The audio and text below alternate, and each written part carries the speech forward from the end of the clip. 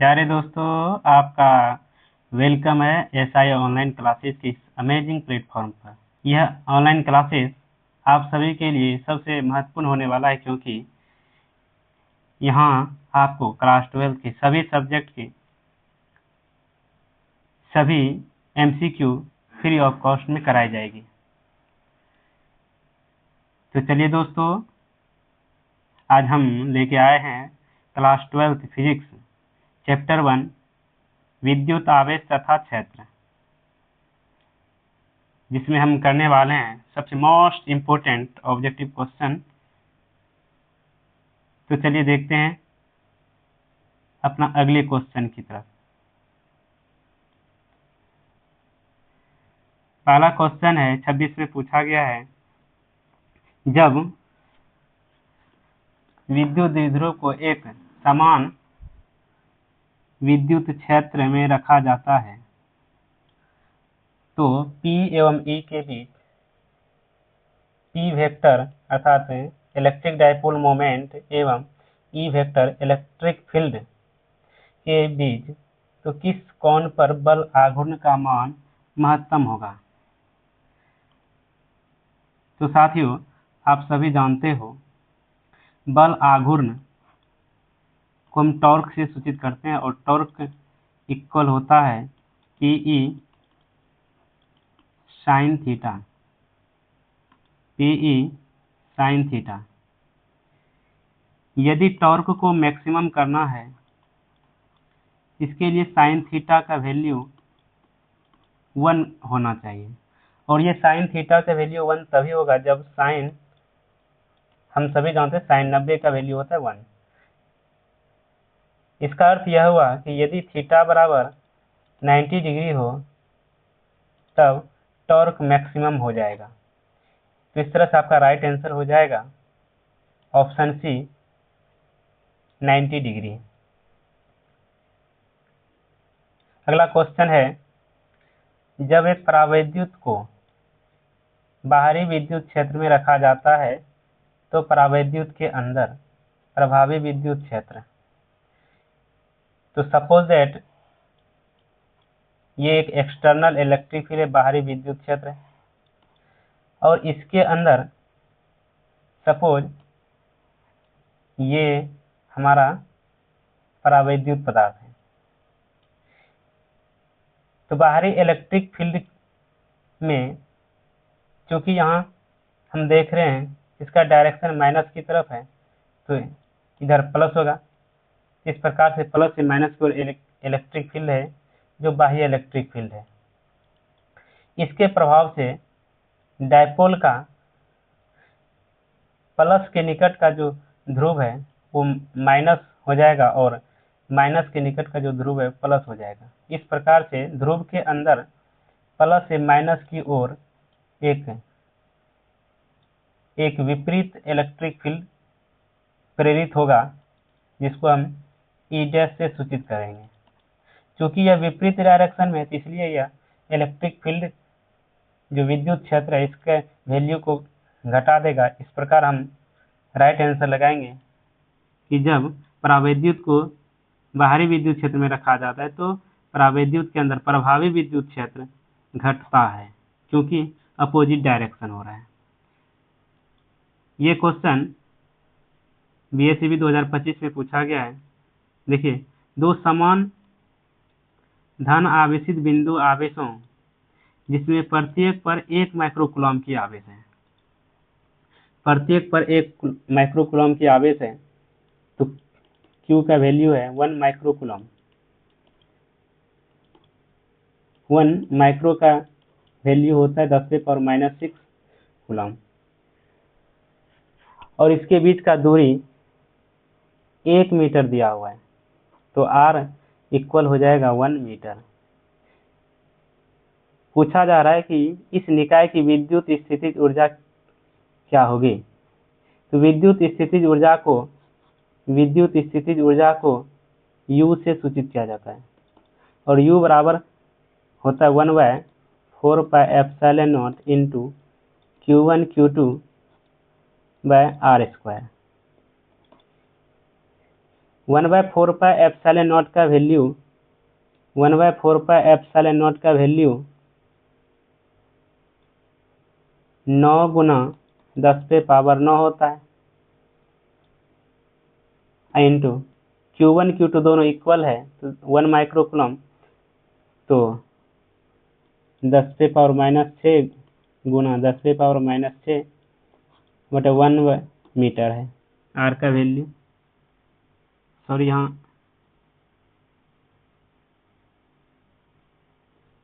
Are square नहीं होगा, are होगा। इस प्रकार से हो जाएगा 9 गुना 10⁻, ये देखिए 10⁻⁹, 10⁻⁻100, 10⁻⁻100 तो गुना में है सब तो पावर जुटेगा तो ये हो जाएगा 10⁻⁻3। इस तरह से हमारा आंसर हो जाएगा 9 गुना 10⁻⁻3 ऑप्शन सी। ये क्वेश्चन देखिए, किसी आवेशित चालक के बाहरी सतह पर विद्युत क्षेत्र होता है तो किसी भी चालक के बाहरी सतह पर जो इलेक्ट्रिक फील्ड होता है वो सतह के लंबवत होता है। इस प्रकार से आंसर हो जाएगा सतह के लंबवत ऑप्शन बी। नेक्स्ट क्वेश्चन, यदि किसी चालक को बाहरी विद्युत क्षेत्र में रखा जाए, यदि किसी चालक को बाहरी विद्युत क्षेत्र में रखा जाए तो मान लेते हैं ये कोई बाहरी विद्युत क्षेत्र है और इसके अंदर किसी चालक को रखा जाता है। तो इस प्रकार से चालक के अंदर का विद्युत क्षेत्र, तो आप सभी जानते हैं चालक के अंदर विद्युत क्षेत्र का वैल्यू हमेशा शून्य होता है। तो इस प्रकार से ऑप्शन ए हो जाएगा सही। नेक्स्ट क्वेश्चन, विपरीत चिन्ह के दो बिंदु आवेशों के लिए निम्नलिखित में कौन सा कथन सही है?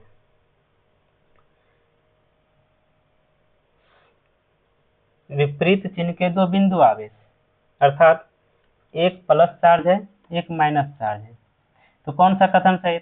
स्थितिज ऊर्जा हमेशा ऋणात्मक होगा। U बराबर होता है K इंटू Q1 Q2/r²। यदि ये एक प्लस है एक माइनस है तो दोनों का मल्टीप्लिकेशन माइनस होगा। इस प्रकार से विद्युत स्थितिज ऊर्जा हमेशा ऋणात्मक होगा, तो ऑप्शन ए सही। नेक्स्ट क्वेश्चन 2025 में पूछा गया, गॉस का नियम कहता है कि किसी बंद सतह से गुजरने वाला विद्युत फ्लक्स, गॉस का नियम कहता है कि टोटल फ्लक्स Q/ε0 के बराबर होता है, Q/ε0 के बराबर होता है। तो फ्रेंड्स आप ध्यान रखिएगा कि जो ऊपर रहेगा वो समानुपाती होगा और जो नीचे रहेगा वो व्युत्त कर्मानुपाती। यहाँ आवेश जो है ना ये ऊपर है, इस प्रकार से जो फ्लक्स हो जाएगा वो आवेश का समानुपाती हो जाएगा। तो इस प्रकार से ऑप्शन ए हो जाएगा सही करेक्ट आंसर। 8वां क्वेश्चन है, निम्नलिखित में इसका मात्रक वोल्ट मीटर इनवर्स होता है। वोल्ट मीटर इनवर्स होता है। यदि हम देखें तो वोल्ट मीटर इनवर्स को नीचे कीजिएगा तो मीटर प्लस में हो जाएगा, तो वोल्ट पर मीटर। वोल्ट किसका मात्रक होता है? विभव का, और मीटर दूरी का V/d, और ये V/d विद्युत क्षेत्र के बराबर होता है। इस प्रकार से हमारा आंसर हो जाएगा ऑप्शन सी विद्युत क्षेत्र। नेक्स्ट क्वेश्चन है, दो आवेशों के बीच की दूरी आधी कर दी जाती है तथा एक आवेश को भी आधा कर दिया जाता है, तो दोनों के बीच लगने वाला बल पहले की अपेक्षा हो जाएगा। तो मान लेते हैं कि यहाँ पर कोई आवेश है Q1 और इससे r दूरी पर एक आवेश है Q2। अभी यहाँ पर जो बल का वैल्यू होगा वो होगा K इंटू Q1 Q2/r²। अब यदि हम Q1 या Q2 में से किसी एक को आधा कर दें, किसी एक को आधा कर दें। सपोज Q1 को हमने आधा कर दिया इंटू Q2, और हम दूरी को अकॉर्डिंग टू क्वेश्चन आवेश को आधा कर दिया जाए और दोनों के बीच लगने वाले बल निकालना है, तो और दूरी को आधा कर दिया जाए। दूरी को आधा कर दिया जाए तो r/2 का होल स्क्वायर, तो हो जाएगा k इंटू,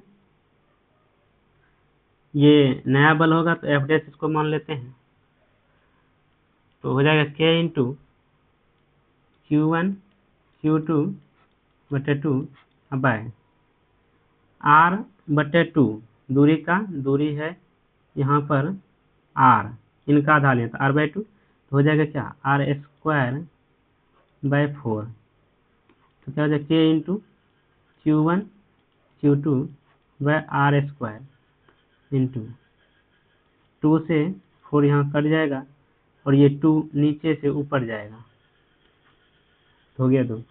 और ये तो आपका पुराना वाला बल है, तो आपने क्या देखा है कि पुराने वाले बल से ये 2 गुना हो रहा है। कितना गुना हो रहा है?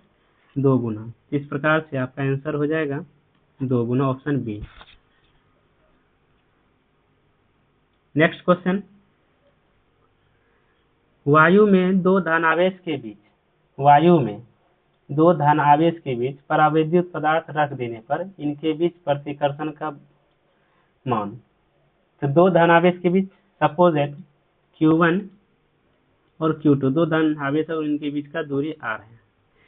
तो इस प्रकार से कूलॉम के नियम के हिसाब से F बराबर होता है K इंटू Q1 Q2/r²।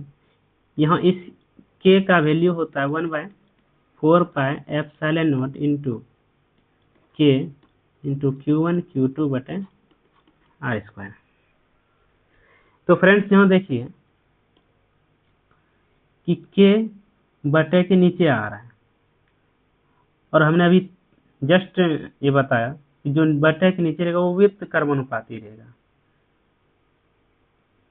इसका अर्थ ये हुआ कि यदि K का वैल्यू बढ़ेगा तो बल का मान घटेगा, यदि K का मान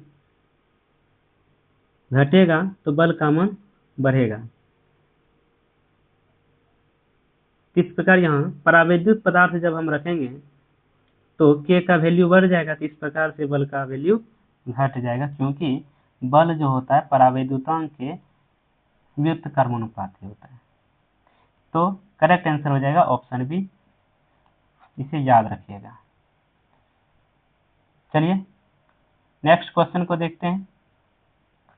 नेक्स्ट क्वेश्चन है 0.2 माइक्रोकूलम। Q का वैल्यू दिया है 0.2 माइक्रोकूलम। दो बराबर और विपरीत आवेशों के बीच दूरी दे दिया है, इनके बीच का दूरी अर्थात 2L 3.0 सेंटीमीटर। इनका विद्युत द्विध्रुव आघूर्ण होगा।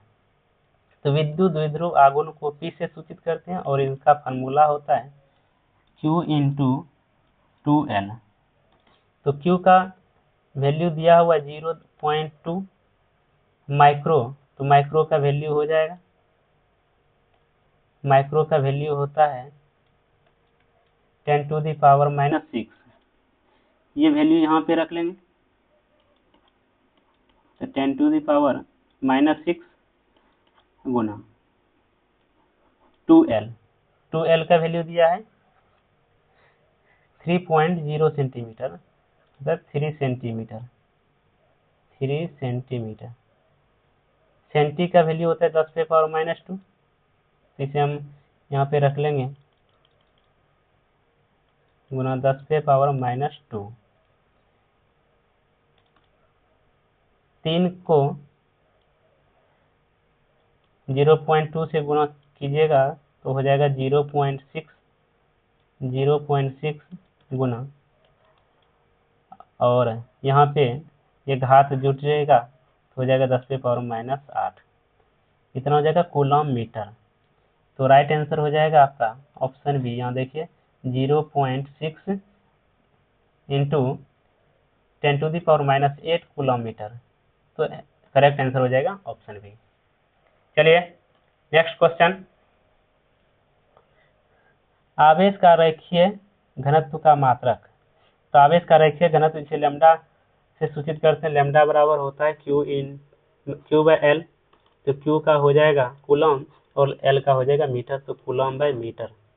तो coulomb by metre, option A हो जाएगा करेक्ट आंसर। नेक्स्ट क्वेश्चन, विद्युत क्षेत्र तीव्रता का मात्रक क्या होता है। विद्युत क्षेत्र तीव्रता को हम ई से सूचित करते हैं और ई बराबर होता है F by Q naught. F का विमा सूत्र ml_t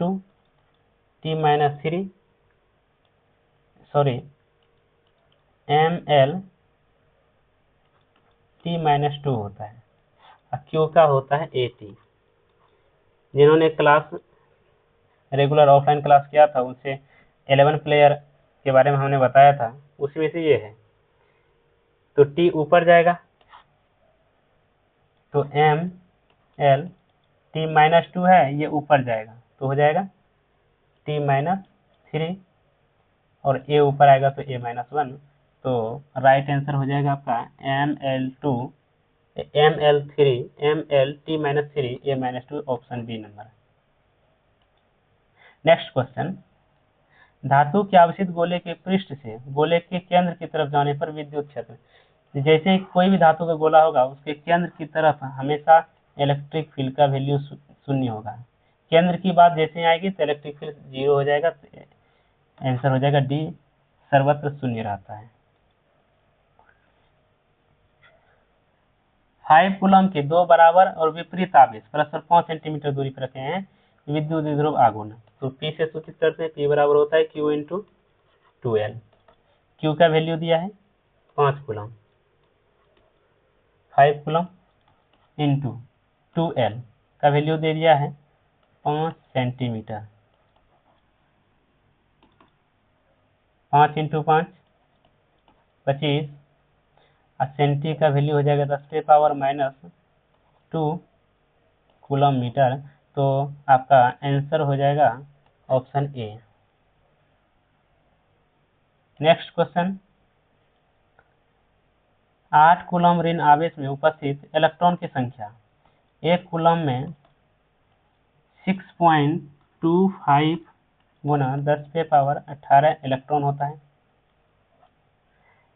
यहाँ 8 कूलम है तो 8 से गुना कर दीजिए, 6.25 गुना 10⁻+18 कूलम। तो 8 से गुना कीजिएगा तो ये आ जाएगा आपका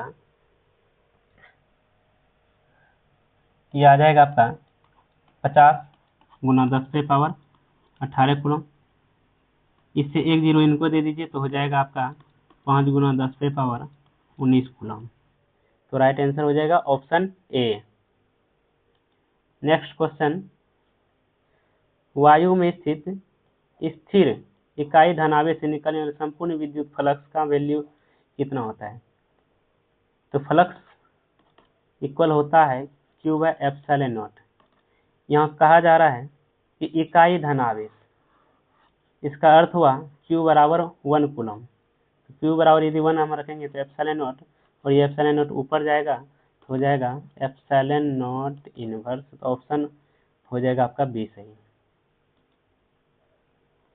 आवेश का परमाणुकरण दर्शाता है कि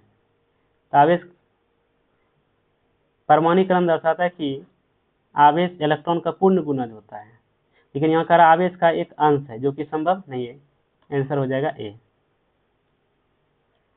विद्युत क्षेत्र रेखा से जानकारी प्राप्त होती है, तो क्षेत्र की शक्ति के बारे में भी प्राप्त होता है। क्षेत्र की डायरेक्शन प्लस से माइनस की ओर होता है, इस चीज की भी जानकारी होती है। आवेश की प्रकृति प्लस है तो बाहर की तरफ, माइनस है तो अंदर की तरफ। तो प्लस माइनस की भी पुष्टि होती है, अर्थात आवेश की प्रकृति के बारे में हम जान सकते हैं। इसलिए इसमें हो जाएगा इनमें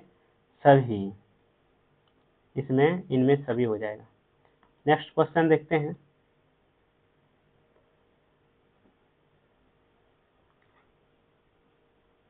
प्रति इकाई आवेश पर लगने वाले बल को क्या कहते हैं? तो प्रति इकाई आवेश F/Q0 को हम इलेक्ट्रिक फील्ड कहते हैं, विद्युत क्षेत्र। तो ऑप्शन हो जाएगा सी। नेक्स्ट क्वेश्चन, दो विद्युत आवेशों के बीच लगने वाले बल को नियंत्रित करने वाले नियम को क्या कहा जाता है? तो यहाँ पे चूंकि बल के बारे में कह रहा है तो बल से संबंधित नियम यहाँ पर है कूलॉम का नियम, तो ऑप्शन डी। दो आवेशों के बीच विद्युत बल और गुरुत्वीय बलों के अनुपात निम्न में से किस क्रम में होता है? इलेक्ट्रॉन इलेक्ट्रॉन के लिए, तो इलेक्ट्रॉन के लिए होता है 10⁻42 के क्रम में। यदि प्रोटॉन प्रोटॉन होता तो इनके बीच में होता 10⁻37 होता। यदि एक प्रोटॉन होता एक इलेक्ट्रॉन होता, इनके बीच में अनुपात होता 10⁻40। तो चलिए नेक्स्ट क्वेश्चन देखते हैं। बिंदु आवेश के कारण r दूरी पर विद्युत विभव, तो विभव इक्वल होता है K×Q/R। तो r यहाँ देखिए नीचे है, तो इसका मतलब ये r के व्युत्क्रम कर्मानुपाती हो जाएगा, तो r के व्युत्क्रम, ऑप्शन बी सही। नेक्स्ट क्वेश्चन, हवा में εr का वैल्यू होता है, हवा में εr का वैल्यू होता है 1। ये आपका हो जाएगा राइट आंसर। नेक्स्ट क्वेश्चन, विद्युत क्षेत्र में एक आवेशित कण पर लगने वाला बल का मान होता है, तो बल का वैल्यू होता है F बराबर होता है QE। तो आंसर हो जाएगा आपका ऑप्शन ए। विद्युत फ्लक्स का एसआई मात्रक, विद्युत फ्लक्स का एसआई मात्रक होता है वोल्टमीटर। बहुत इंपॉर्टेंट क्वेश्चन है। नेक्स्ट क्वेश्चन देखिए, Q बराबर NE में n का वैल्यू, तो n हमेशा यहाँ पर पूर्ण गुणज होगा,